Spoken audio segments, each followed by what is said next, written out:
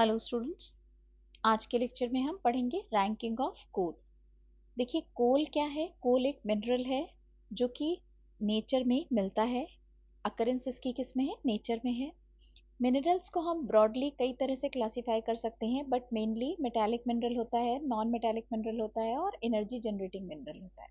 ठीक है, तो कोल को हम क्या कहते हैं? It is an energy producing mineral. Nature में मिलता है, नेचर को डिग आउट करके मिलता है। कोल माइंस होती हैं, माइनिंग की जाती है और फिर अर्थ क्रस्ट के अंदर से कोल को निकाला जाता है। अब रैंकिंग ऑफ कोल की ज़रूरत क्यों पड़ती है, इसको जानने के लिए हम थोड़ा सा इंट्रोडक्टरी पार्ट देखते हैं। देखिए, कोल क्या है? Coal is a highly combustible matter that has been formed as a result of alteration of vegetable matter, example plants, under certain favorable conditions. It is chiefly composed of carbon, hydrogen, nitrogen, oxygen besides non-combustible organic matter. क्या मतलब हुआ इसका? कोल जो है वो क्या है? एक तो मिनरल है, सबसे पहले हमने बता दिया। और कोल जो है वो नेचर में बनता है। कैसे बनता है? जो भी प्लांट्स होते हैं, प्लांट्स जो होते हैं या ऑर्गेनिक मटेरियल होता है, वो अर्थ क्रस्ट के अंदर, अर्थ क्रस्ट के अंदर, inside the earth crust, high temperature और प्रेशर में कन्वर्ट होता है कोल में। ठीक है, बाय द प्रोसेस ऑफ कोलिफिकेशन, जो कोलिफिकेशन की प्रोसेस के द्वारा कन्वर्ट होता है कोल में। ठीक है, या हम कहें would actually primary raw material है जो कि अपने आप को किस में कन्वर्ट करती है? कोल में। ठीक है, तो ये जो वुड से कोल बनने की प्रोसेस है, इसको हम कहते हैं कोलिफिकेशन। और ये कैसे बनता है?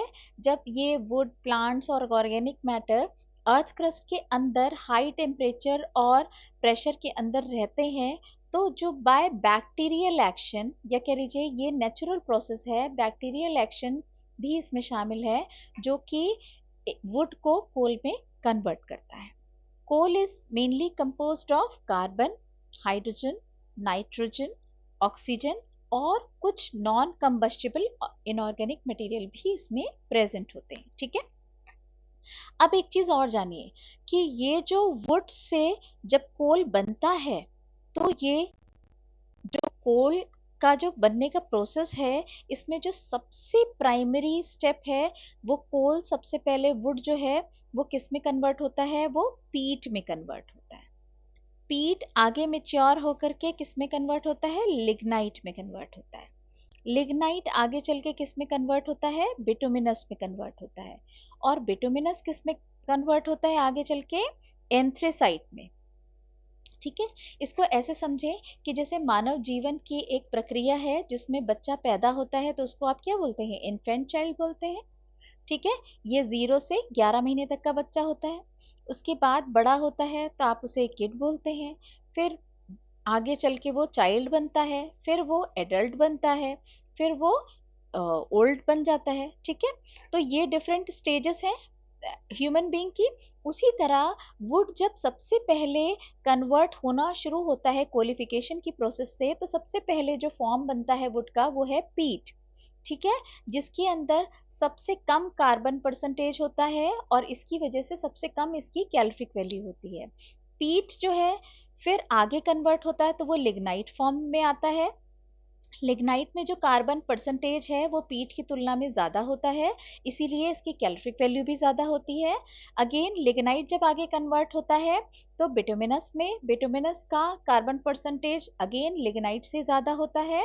और एंथ्रेसाइट जो है वो सबसे रिफाइंड या सबसे मेच्योर कोल फॉर्म है जिसमें कार्बन परसेंटेज हाईएस्ट होता है, और कार्बन परसेंटेज हाईएस्ट होने की वजह से इसकी कैलोरिक वैल्यू भी हाईएस्ट होती है। ठीक है, लेकिन अब जब हमने नेचर से कोल डिग आउट किया, तो जब हमने कोल निकाला तो वो ब्लैक कोल हमको ये नहीं बताता है कि वो बिटुमिनस है या वो लिग्नाइट है या वो एंथ्रेसाइट है या उसकी कैलोरिक वैल्यू क्या है।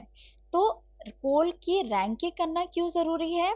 क्योंकि कोल की रैंकिंग करने से हमें एक्चुअली कोल की स्टेज पता लगती है कि वो पीट है, कि वो लिग्नाइट है, कि वो बिटुमिनस है, कि वो एंथ्रेसाइट है। और ये डिफरेंट स्टेजेस के बेसिस पे इनकी कैलोरिफिक वैल्यू अलग अलग है, तो इनकी कैलोरिफिक वैल्यू के हिसाब से हम इनका बेस्ट यूज, बेस्ट एप्लीकेशन कहाँ कर सकते हैं। To decide the practical utility of coal we need the ranking of coal. हमें कोल की रैंकिंग की जरूरत क्यों है? क्योंकि जब कोल हमने नेचर से एक्सट्रैक्ट कर लिया, मान लीजिए हमने उसे लिग्नाइट की स्टेट में एक्सट्रैक्ट कर लिया, तो अब वो दोबारा तो अर्थ क्रस्ट में नहीं जा सकता, दोबारा तो वो एंथ्रासाइट में कन्वर्ट नहीं हो सकता। तो इसका मतलब क्या है कि लिग्नाइट की कैलोरिफिक वैल्यू के हिसाब से जो उस कोल का बेस्ट इस्तेमाल है हम उसको वहां कंज्यूम करेंगे, ठीक है। तो what we need, why we need to rank the coal, we need to understand actually the calorific value of a coal। तो उसके लिए हमें क्या जरूरी है कि हमें ये पता लगना जरूरी है कि जो कोल हमने एक्सट्रैक्ट किया है, ये पीट है, ये लिग्नाइट है, ये बिटुमिनस है, या ये एंथ्रेसाइट है, या इनडायरेक्टली आप कहिए कि उसकी कैलोरिफिक वैल्यू क्या है, या उसका कार्बन परसेंटेज क्या है। जैसे जैसे हम कार्बन परसेंटेज बढ़ाते जाते हैं या कार्बन परसेंटेज कोल में बढ़ता जाता है, वैसे वैसे कैलोरिफिक वैल्यू भी इनहेंस होती जाती है, बढ़ती जाती है। चलिए इसको डिटेल में देख लेते हैं। The successive stages in the transformation of vegetable matter into coal are wood, peat, lignite, bituminous coal, steam coal and anthracite। ठीक है, ये मैंने आपको यहाँ बताया। Anthracite is probably the purest form, fine। Anthracite is the purest form of the coal and contains 95% of carbon, ठीक है। अब next is, सबसे पहले जो बेसिक लेवल स्टार्ट होता है वो है पीट। Peat is the first stage in the formation of coal. Its calorific value is about 4000 to 5400 kilocalorie per kg और it is uneconomical fuel, ठीक है, due to its high proportion of moisture। इसमें moisture content बहुत ज्यादा होता है और calorific value कम होती है, इसलिए ये वैल्यू फॉर मनी नहीं है। और ये कैसा होता है? ब्राउन फाइबरस होता है। क्यों ब्राउन फाइबरस होता है? क्योंकि वुड के बाद जो प्राइमरी स्टेज कोल की है वो पीट ही है, ठीक है। चलिए अब आगे देखते हैं। Next stage is lignite. Lignite में lignite is the lignite is the intermediate state in the process of coal formation. Its calorific value is about 6500 to 7100 kilocalories per kg और due to the presence of high volatile content it burns with long smoky flame। क्योंकि इसमें volatile content ज़्यादा होता है इसीलिए इसकी ये जब जलता है तो ये smoky flame के साथ जलता है। Next is bituminous। Bituminous is further subclassified on the basis of its carbon content into 3 types: subbituminous, bituminous and semi-bituminous। ठीक है, बिटुमिनस में ही ये 3 कैटेगरी है जिसमें कि कार्बन परसेंटेज वेरी करता है, ठीक है। अब उसके बाद एंथ्रेसाइट। एंथ्रेसाइट आप जैसा कि हमने डिस्कस किया, anthracite is the purest form या सबसे सुपीरियर ग्रेड होता है और इसकी जो कैलोरिफिक वैल्यू है वो हाईएस्ट होती है। Its volatile moisture and ash content are very less. तो एक्चुअली जो प्रैक्टिकल यूटिलिटी है या कह लीजिए सबसे refined form of the coal है दैट इज द एंथ्रेसाइट। तो इसीलिए हमको कोल की रैंकिंग करने की जरूरत है कि वो पीट है, वो लिग्नाइट है, वो बिटुमिनस है या एंथ्रेसाइट है, just because we just want to know the calorific value of a coal। और इसके लिए हम क्या करते हैं? एनालिसिस ऑफ कोल करते हैं। एनालिसिस ऑफ कोल आप नेक्स्ट लेक्चर में पढ़ेंगे। Thank you for watching.